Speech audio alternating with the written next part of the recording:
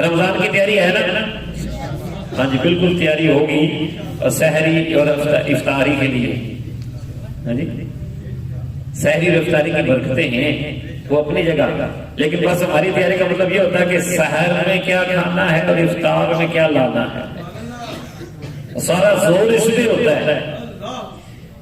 اور یہ نہیں مطلب بھائی سحر بھی نعمت افطار بھی نعمت، نہ سحر کے کھانے کا حساب ہوگا نہ افطار کے کھانے کا حساب ہوگا، لیکن تمہیں کھانا حساب سے ہی ہوگا۔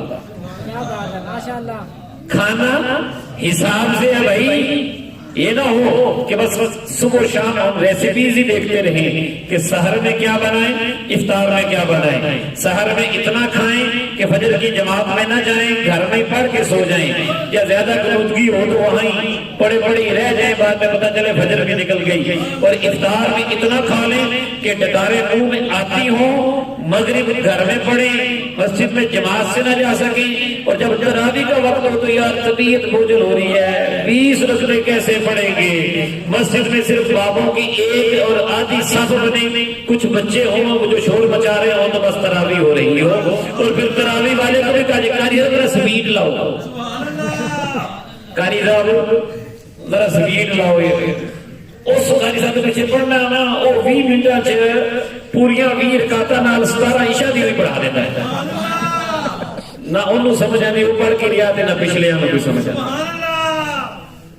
اس طرح کی تیاری کرنی ہے نا ماہ رمضان، اینج دی تیاری نہیں کرنی بھائی۔ سحر افطار کا کھانا نعمت ہے، اپنے وسائل کے اندر رہ کے اچھے سے اچھا بنائیں، ٹھیک ہے، لیکن یہ جو لوگوں کو آپ خود موقع دیتے ہیں نا مہنگائی کرتے ہیں، یہ آپ دیتے ہیں موقع، سادہ کھائیں اور انرجی فل کھائیں، جس میں انرجی زیادہ ہو اور سادہ ہو اور زیادہ بہتر ہے تاکہ آپ کا روزہ اچھا گزرے۔ اچھا ایسا بھی ہوتا ہے بعض لوگ یہ کہتے ہیں یار افطاری سے مزہ نہیں آیا، روزے کا مزہ نہیں آیا، بھائی روزے کا مزہ کھا کے ہونا ہے کہ بھوکے رہ کے ہونا ہے؟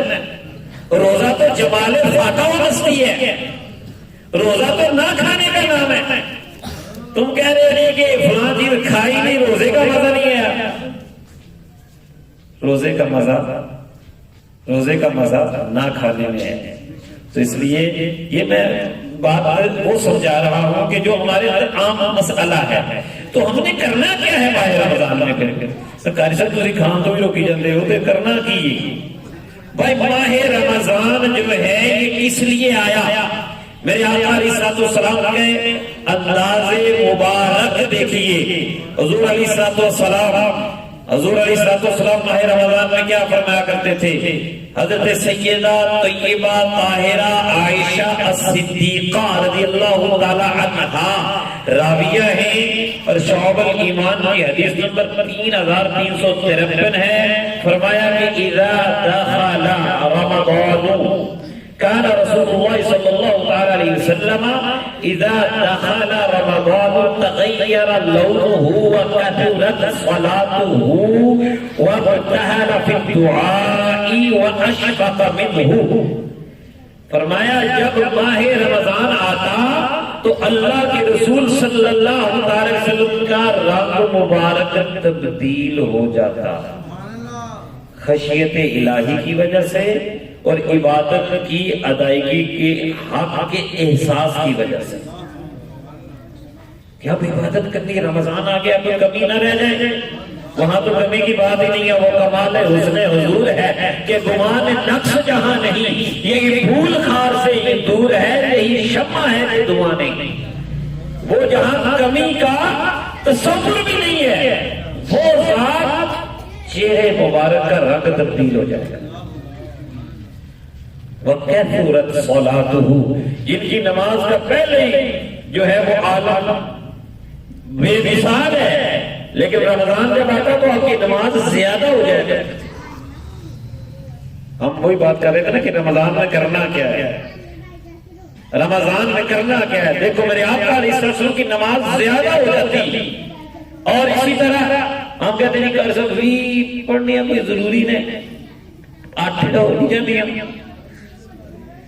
ہیلو بچوں سنو، 20 پڑھنا ضروری ہے، 8 نہیں ہو جاتی ہیں، ہمیں یہ پریشانی ہے۔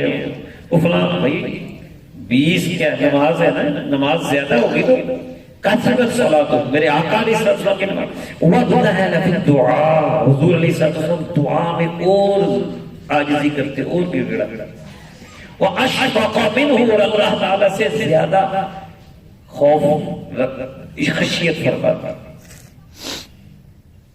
یہ میرے آقا علیہ السلام ہے. میرے آقا علیہ السلام نے فرمایا کہ جڑا جنہ جاندا ہے انہاں ڈردا ہے. یاد رکھنا، جڑا جنہ پیار کردا ہے، جنوں جندی محبت جندی زیادہ ہوندی انہاں ہی اودے کول ڈردا ہے. فرمایا کہ میں تم میں سے سب سے زیادہ اللہ کو جاننے والا ہوں اور تم میں سے سب سے زیادہ اللہ سے ڈرنے والا ہوں. اور میرے آقا علیہ السلام نماز میں کھڑے تھے. صحابی روایت کرتے ہیں حضرت عبداللہ بن شخیر رضی اللہ تعالیٰ عنہ کہ جب حضور علیہ السلام نماز پڑھ رہے ہوتے تھے سینے سے ایسے آواز آتی تھی جیسے ہڈیاں ابل رہی ہے. تو یہ میرے آقا علیہ السلام کی تیاری ماہ رمضان کے لیے. فرمایا کہ ایک دوسری روایت ہے، صرف ایک نمبر پہلے 3352 نمبر حدیث شعب الایمان کی. فرمایا کہ کان رسول اللہ صلی اللہ علیہ وسلم اذا دخل شهر رمضان شد مئزره ثم لم يأت فراشه حتى ينسلخ. جب ماہ رمضان آ جاتا میرے اور آپ کے آقا علیہ السلام کمر بستہ ہو جاتے عبادت کے لیے. عبادت میں لگے رہتے آرام بہت کم کرتے یہاں تک کہ ماہ رمضان پورا چلا جاتا. اور ہمارا معاملہ کیا ہے؟ روزہ رکھ لیا یار تھوڑی کرکٹ کھیل رہی ہے، روزہ لنگ جائے گا. کئی لوگ تو گانے باجیاں میں بھی کہتے ہیں چلو جی بسم اللہ جی تھوڑا معاذ اللہ گانا لان تو پہلے نا بسم اللہ کہتے ہیں یار روزہ چکا لنگ جائے گا. معاذ اللہ معاذ اللہ. یہ رونے کا مقام ہے کہ روزے کو گزارنے کے نام پر روزہ خراب کر رہے ہیں. حضرت سیدی داتا گنج بخش علی حجویری رحمۃ اللہ تعالیٰ علیہ کا آپ وہ جو 7واں کشف حجاب ہے نا، کشف المحجوب کے اندر روزے کے بارے میں وہ پڑھ کے دیکھیں. داتا صاحب رحمۃ اللہ تعالیٰ علیہ نے تفصیل سے یہ بات لکھی ہے کہ ماہ رمضان کے روزوں میں صرف زبان کا اور پیٹ کا روزہ نہیں ہے، یعنی کھانے پینے اور سے رکنے کا روزہ نہیں ہے، جسم کے ہر عضو کا روزہ. اپنے روکنا ہے نا روزے کا مطلب، انسان روزے کا مطلب رک جانا. تو دیکھو تھوڑی دیر کے لیے طلوع صبح صادق سے لے کر غروب آفتاب تک حلال چیزیں جو کھانا باقی ٹائم میں حلال ہے وہ رب کے کہنے پہ چھوڑ رہے ہو، تو جو چیزیں ہمیشہ کے لیے حرام ہیں ان سے کیوں نہیں بچتے؟ کرکٹ پہ جا کے جوا لگانا، گراؤنڈوں میں کھیلتے رہنا، گالی گلوچ میں غیبت میں، آج کا تو ایک ہمارے جیب میں بیماری آ گئی ہے اسی پہ لگے رہنا، غیبتیں الٹی سیدھی باتیں، وہ سچیاں جاریہ. ایک ہوتا ہے صدقہ جاریہ، کوئی نیکی کی وہ جاری رہتی ہے. ایک یہ ہے کہ آپ نے کوئی سٹیٹس لگا دیا، کوئی چیز آپ نے آگے شیئر کر دی اور آپ نے کہا میرے اتنے ویورز ہو گئے، میرے اتنے لائکس ہو گئے ہیں اور 2 لاکھ لائکس ہو گئے. کیا میں نے ایک برائی کی چیز آگے بھیجی، میری برائی پر 2 لاکھ گواہ ہو گئے اور انہوں نے آگے چلائی، وہ چلتی رہی، میں مار بھی گیا، وہ چلتی رہی، گناہ مجھے ملتا رہے. اور یہی اگر روزوں میں ہم نے کرنا ہے.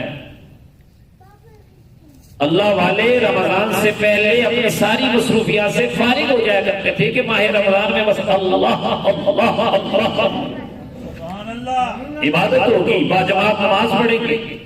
ہماری شروع ہوتی ہے پہلے دن پہ زور ہوتا ہے، پھر درمیان میں کچھ اور ہوتا ہے، پھر آخری دن پہ جا کے 27 میں پھر تھوڑا سا شور ہوتا ہے اور آخر میں پھر ختم. تو بھائی ماہ رمضان کو اس بار ہم انشاءاللہ نئے جذبوں سے منائیں گے نا انشاءاللہ. کہہ دیں بلند آواز سے انشاءاللہ. آج حضور تاج الدین رحمت اللہ تعالی علیہ ان کے عالم ربانی کے در میں بیٹھ کے نیک ارادہ کر لیں گے انشاءاللہ تعالی. ماہ رمضان میں گانے باجے فلمیں ڈرامے اور ایسے چینل کے جہاں پر جاہل لوگ بیٹھ کر دین بیان کر رہے ہیں ان کو نہیں سنیں گے، علماء کرام کو سنیں گے، قرآن پڑھیں گے اور قرآن پاک کو مکمل پڑھیں گے، بلکہ ترجمہ و تفسیر سے بھی عالم حق سے سنیں گے، علماء حق سے سنیں گے. میرے آقا علیہ الصلوۃ والسلام حضرت سیدنا عبداللہ ابن عباس رضی اللہ تعالی عنہما اس کے راوی ہیں، بخاری شریف کی حدیث ہے، فرمایا کہ کان رسول اللہ صلی اللہ تعالی علیہ وسلم اجود الناس، اللہ کے رسول صلی اللہ علیہ وسلم سب سے بڑے جود و کرم کرنے والے تھے۔ واہ کیا جود و کرم ہے شہ بطحا تیرا، نہیں سنتا ہی نہیں مانگنے والا تیرا، دھارے چلتے ہیں عطا کے وہ ہے قطرہ تیرا، اور تارے کرتے ہیں سخا کے وہ ہے ذرہ تیرا۔ میرے آقا سب سے زیادہ جود و کرم کرنے والے تھے، عام دنوں میں بھی، عام دنوں میں بھی، لیکن فرمایا کہ وَكَانَ أَجْوَدُ مَا يَكُونُ فِي رَمَضَانَ حِينَ يَلْقَاهُ جِبْرِيلُ وَيَلْقَاهُ كُلَّ لَيْلَةٍ مِّن رَمَضَانَ فَيُدَارِسُ الْقُرْآنَ۔ میرے آقا علیہ السلام خاص کر ماہ رمضان میں بہت زیادہ جود و کرم کرنے والے، سخاوت کرنے والے ہوتے تھے۔ کب؟ جب ان کے پاس ماہ رمضان کی ہر رات میں جبریل آتے تھے، وہ ان کو قرآن سناتے تھے، وہ ان کو قرآن سناتے تھے۔ قرآن کا دور ہوتا تھا، ادھر انبیاء کے امام ہیں، ادھر فرشتوں کے امام ہیں، اور کیا دور کی شان ہوگی۔ ہم کریں گے تو قاری خلیل صاحب کو بٹھا لیں گے، دانش بھائی کو بٹھا لیں گے، چلو یار تم مجھ سے سنو، میں تمہیں سناتا ہوں۔ وہ کیا شان ہے کہ وہی لانے والا جبریل امین اور میرے اور آپ کے آقا حضرت محمد مصطفیٰ صادق و امین وہ قرآن سنا رہے، اور آخری رمضان 2 مرتبہ سنائے۔ اور سنیے کیا کرنا ہے رمضان میں، کنجوسیاں بھی نہیں کرنی، سخاوت کریں۔ یہ جو خاص کر میں رک کے کہوں گا کہ جو دکاندار حضرات ہیں یہ بھی تھوڑا سا سوچیں نا کہ اگر ڈیمانڈ زیادہ ہو گئی ہے، آپ سپلائی آپ زیادہ کر رہے ہیں، تو اس میں قیمت بڑھانے کے بجائے قیمت کم کریں۔ آپ کا حصہ بھی روزے دار کے روزہ کھلانے میں پڑ جائے۔ سحر اور افطار میں ایک بندہ 50 روپے منافع لیتا ہے، نہ لے 30 لے لے، 20 روپے اگر وہ ایسی نیت سے کرتا ہے تو 20 روپے اس کا سحر اور افطار میں حصہ پڑ جائے روزہ کھلا دیا۔ تو میرے آقا علیہ السلام نے فرمایا اسی حدیث کے آخر فَعَلَ رَسُولُ اللَّهِ صلی اللہ تعالی علیہ وسلم اجود بالخیر من الريح المرسلہ۔ پھر میرے آقا اتنے خوش ہوتے قرآن کے دور کرنے کی وجہ سے کہ آپ مال جو ہے اتنا خرچ کرتے جیسے تیز ہوا ہوتی نا، تیز ہوا چل رہی ہوتی، اس طرح آپ کی سخاوت کا عالم ہوا کرتا تھا۔ بلکہ تیز ہوا کے برابر نہیں کیا ہوگا، اس سے بھی زیادہ اجود من الريح المرسلہ، تیز ہوا سے بھی زیادہ میرے آقا کی سخاوت ہوا کرتی۔ سبحان اللہ۔ اس لیے یہ مہینہ آ رہا ہے، اس کا استقبال بھی ہم نے کرنا ہے، قرآن پاک بھی صبح و شام پڑھنا ہے، اور اچھی باتیں جو ہیں ان کو شیئر بھی کرنا ہے آپس میں، اور ایک دوسرے کی تربیت بھی کرنی ہے۔ میرے آقا علیہ السلام یہ فرما گئے توجہ کے لیے کہ ماہ رمضان آنے والا ہے، پہلے سے تیار ہو جو۔ فرمایا کہ فلما کان اول لیلۃ من رمضان، جب رمضان کی پہلی رات آتی ہے، کیسے اہتمام دیکھیں، کیسے اہتمام ہو رہے ہیں، اللہ تعالیٰ کی طرف سے اہتمام ہو رہے ہیں۔ فرمایا سفلت الشیاطین ومردۃ الجن، جو سرکش شیاطین ہیں اور جن ہیں ان کو زنجیروں میں جکڑ دیا جاتا ہے۔ وَغُلِّقَتْ أَبْوَابُ النَّارِ، جہنم کے دروازے بند کیے جاتے ہیں۔ فَلَمْ يُفْتَحْ مِنْهَا بَابٌ، اس کا پھر کوئی دروازہ بعد میں کھولا نہیں جاتا۔ وَفُتِحَتْ أَبْوَابُ الْجَنَّةِ، اور جنت کے دروازے کھول دیے جاتے ہیں۔ فَلَمْ يُغْلَقْ مِنْهَا بَابٌ، پھر اس کے بعد جنت کا کوئی دروازہ بند نہیں کیا جاتا۔ توجہ توجہ توجہ۔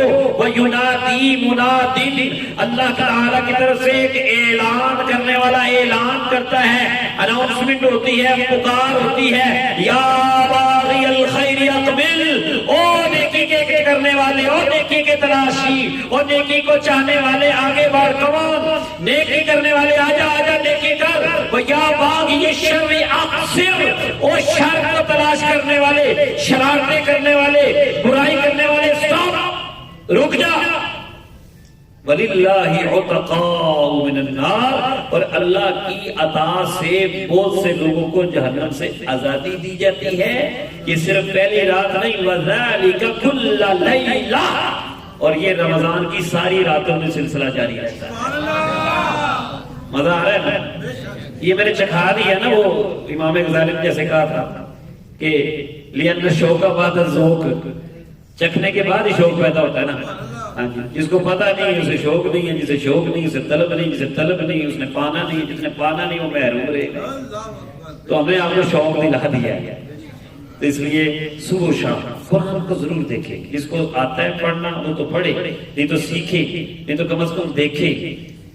یہاں پر ایک تحفہ اور نہ دیتا جو لگ رہا تھا تھک گئے بھی پاک گئے ہو. ذرا بلند آواز میں سبحان اللہ کیا. آخری تحفہ سلطان العارفین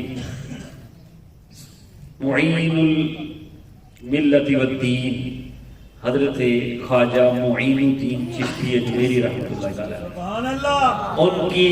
ان کے ملفوظات دلیل العارفین اس کی 5ویں جلد میں ایک بات ہے. فرمایا سنیے گا توجہ سے. فرمایا ہر کے در مصحف نگرت جو بھی قرآن پاک کو دیکھتا ہے. سبحان اللہ کہہ دیا. ہر کے در مصحف نگرت جو بھی قرآن پاک کو دیکھتا ہے بکرم خدائے تعالی روشنائی چشم او زیادہ شبت. اللہ تعالی کے کرم سے اس کی نظر تیز ہوتی ہے. ایج کا آن چشم درد نہ آید، کبھی بھی اس آنکھوں میں ان آنکھوں میں درد نہیں ہوتی. وہ خشکی نہ پذیرت اور وہ آنکھیں بے نور نہیں ہوتی. کون کہہ رہے ہیں؟ خواجہ معین الدین چشتی اجمیری رحمۃ اللہ. تو بھائی لوگوں کو شوق ہے نا انشاءاللہ. اللہ تعالیٰ سے دعا کرتے ہیں آج کی ہماری اس بزم کو اللہ تعالیٰ قبول فرمائے. مجھ سے کوئی غلطی کوتاہی ہوگی ہو تو معذرت خواہ ہوں. اگر کسی جملے سے آپ کا دل دکھا ہو تو وہ بھی میں معذرت خواہ ہوں.